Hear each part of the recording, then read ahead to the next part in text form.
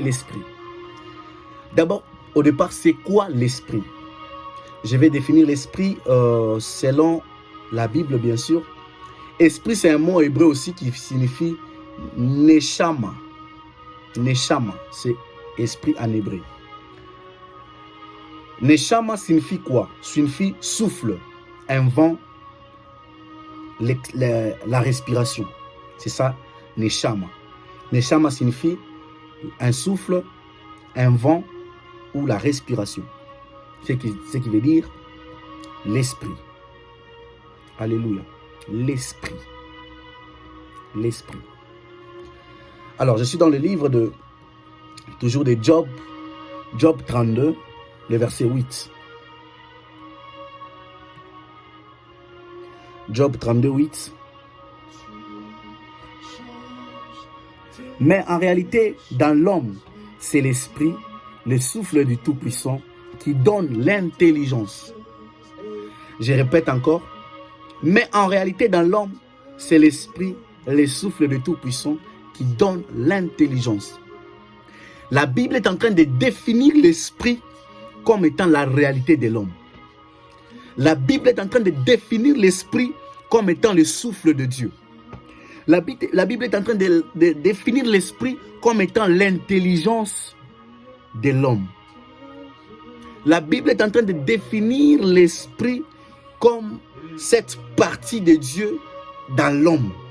Ah, je parle à une personne.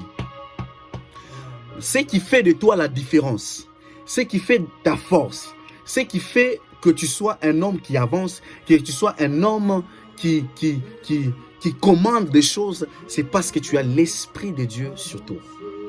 C'est parce que tu as l'esprit sur toi. C'est cet esprit qui est en toi. Oh, je m'excuse. C'est parce que tu as l'esprit, pas l'esprit de Dieu, tu as l'esprit. C'est cet esprit que tu as qui fait à ce que tu puisses faire des choses. Donc, vous allez comprendre que la réalité de l'homme, c'est l'esprit. Et cet esprit qui est la réalité de l'homme doit être aussi cultivé, doit être aussi travaillé, doit être aussi habitué, s'entraîner à un mouvement.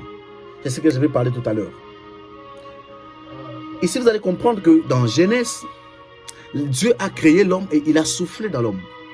Mais quand l'homme est venu, l'homme a aussi commencé à pardonner les noms aux animaux. C'était la puissance du Tout-Puissant qui était sur l'homme. L'esprit qui était sur l'homme, c'est ce qui a fait que l'homme pouvait dominer sur les animaux. L'homme pouvait dominer sur toute créature qu'il a trouvée sur la terre. Pourquoi? Parce que l'homme avait l'esprit, mais toute la créature que Dieu avait fait n'avait pas d'esprit. Et c'est l'esprit qui était sur l'homme qui a fait que l'homme soit le chef de toute création. Alléluia. Maintenant, quelles sont les prières que tu dois faire aussi pour l'esprit? Comment prier avec l'esprit?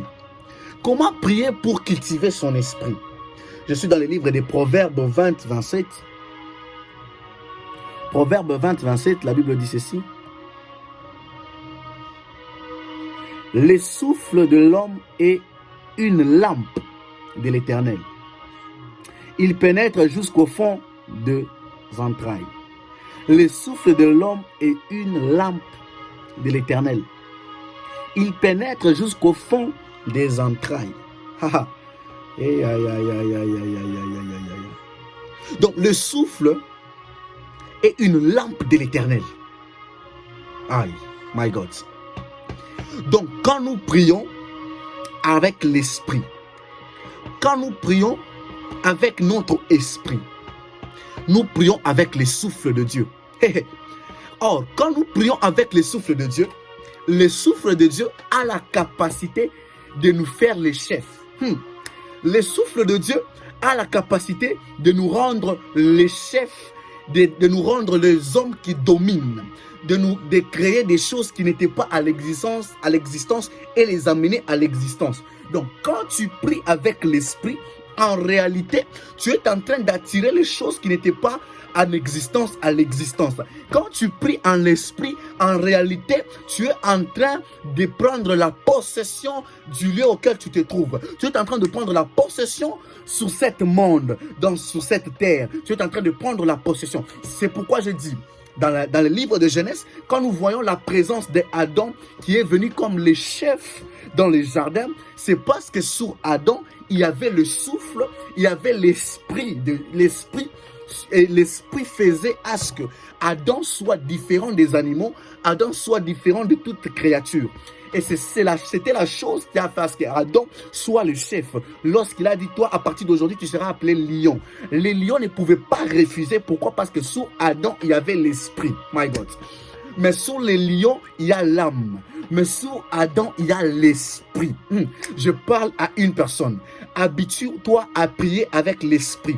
Parce que quand tu pries avec l'esprit, tu es en train de prendre la possession, tu es en train de prendre ta personne, tu es en train de prendre ton pouvoir ou ta force ou ta puissance que Dieu t'avait donné. Tu es en train de récupérer les pouvoirs que Dieu t'avait donné. Oh, je parle à une personne. Ton pouvoir que Dieu t'a donné, ça habite dans l'esprit.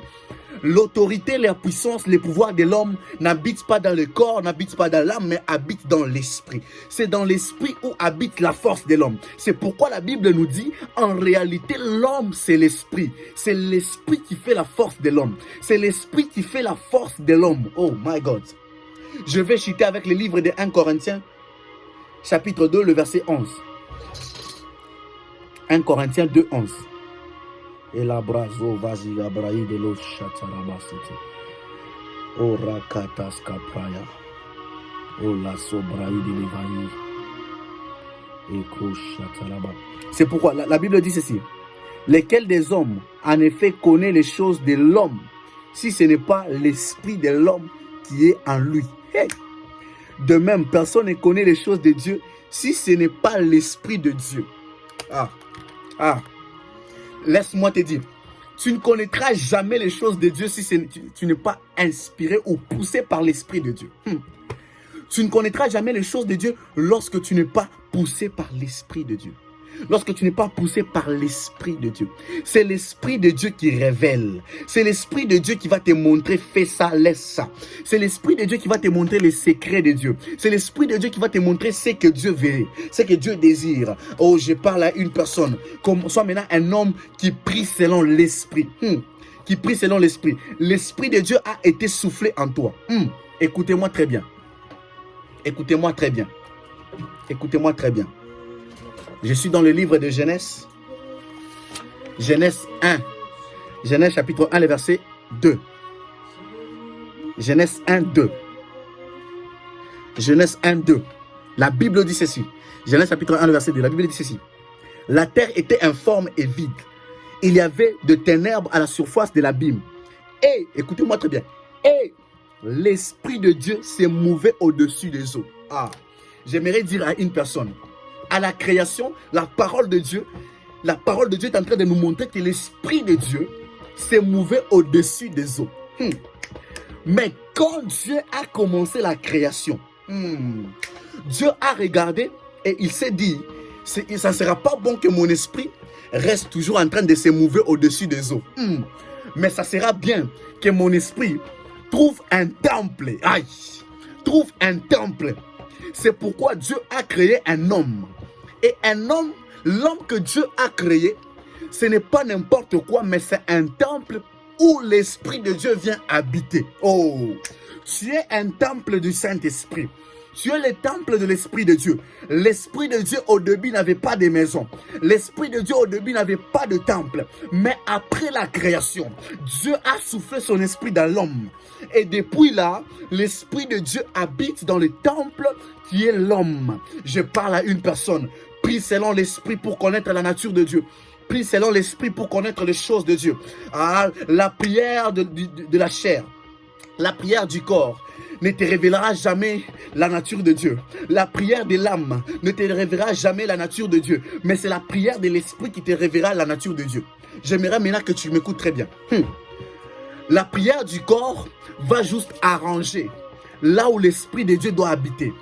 Et la prière de l'âme doit juste arranger là où l'âme doit partir, là où l'âme doit aller se reposer. Mais la prière de l'Esprit va juste arranger ta communauté, ta communion. Je m'excuse, ta communion va juste arranger ta personne, va juste te rendre ce que Dieu t'avait donné. Tu ne peux jamais arracher les choses que Dieu, la sorcellerie, les démons t'ont volées avec la prière du corps, avec la prière de l'âme. Non, mais c'est avec la prière de l'esprit. Car en réalité, l'homme, c'est l'esprit. Si ton esprit est fort, ton corps aussi sera fort. Ton âme aussi sera fort. Mais si ton esprit est faible, tout ce qui suit aussi sera faible. Je parle à une personne. Apprends à prier avec le corps pour que tu ne puisses pas être essuyé, pour que tu ne puisses pas tomber dans les péchés, pour que tu ne puisses pas tomber dans des choses que Dieu n'aime pas. Prie pour ton corps. Intercède pour ton corps, que ton corps soit toujours fort, que ton corps soit toujours disponible pour recevoir, pour composer les corps du Christ. Prie toujours que ton corps soit toujours propre pour que le Saint-Esprit se sente à l'aise dans ton corps. Prie pour ton âme, pour que ton âme ne puisse pas aller dans l'enfer, pour que ton âme ne puisse pas aller pour être utilisée par les sorciers, pour être utilisée par les magiciens. Prie pour ton âme afin que ton âme soit à Jésus-Christ, pour que ton âme soit sauvée, que ton âme ne soit pas dans des tribulations, mais que ton âme soit sauvée à travers la voix de Jésus, à travers l'appel de Jésus, à travers le secours de Jésus. Prie avec l'esprit pour que l'esprit te révèle le cœur de Dieu, pour que l'esprit te révèle les choses de Dieu, pour que l'esprit te révèle ce que tu dois faire, ce que Dieu t'a appelé à faire, ce que Dieu t'a appelé à réaliser. Ce sont cela les trois dimensions de la prière.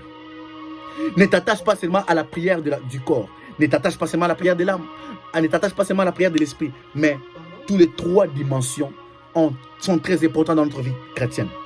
Et c'est pourquoi Dieu n'a pas créé l'homme seulement comme ça, mais il a créé l'homme avec toutes les trois étapes pour que l'homme soit complet. Alors, lorsque tu pries, cherche à faire toutes ces trois étapes pour que ton homme soit complet. Que Dieu te bénisse.